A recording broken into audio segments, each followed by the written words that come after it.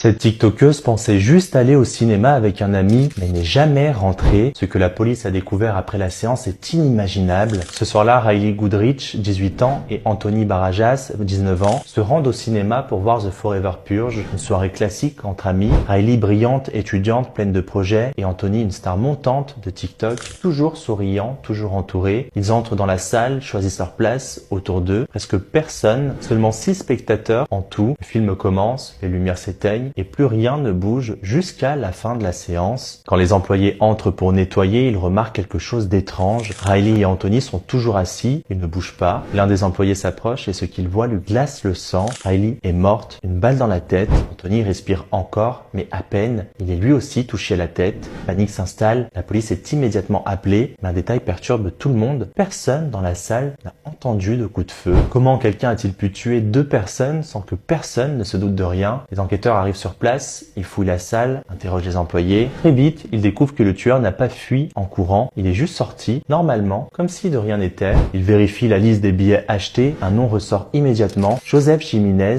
20 ans. Ils visionnent les caméras de surveillance. Jiménez est bien entré dans la salle, mais il en est sorti bien avant la fin du film, seul. Le lendemain, la police débarque chez lui. Ce qu'il retrouve ne laisse aucun doute. Chez Jiménez, il découvre l'arme du crime, mais aussi le portefeuille d'une des victimes. Il est immédiatement arrêté. Le pire dans tout ça, c'est que Riley et Anthony ne connaissaient même pas leur agresseur. Aucune dispute, aucun échange, rien. Alors pourquoi leur en vouloir ? C'est là qu'un détail fait basculer l'enquête. Jiménez souffrait de schizophrénie. Depuis plusieurs semaines, il n'avait plus pris son traitement. Ses proches racontent qu'il entendait des voix qui lui parlent et qui lui ont dit de tuer. Ses avocats plaident la folie, mais la justice tranche. Il est reconnu coupable de meurtre avec préméditation. En février 2024, il est condamné à la prison à vie sans possibilité de libération.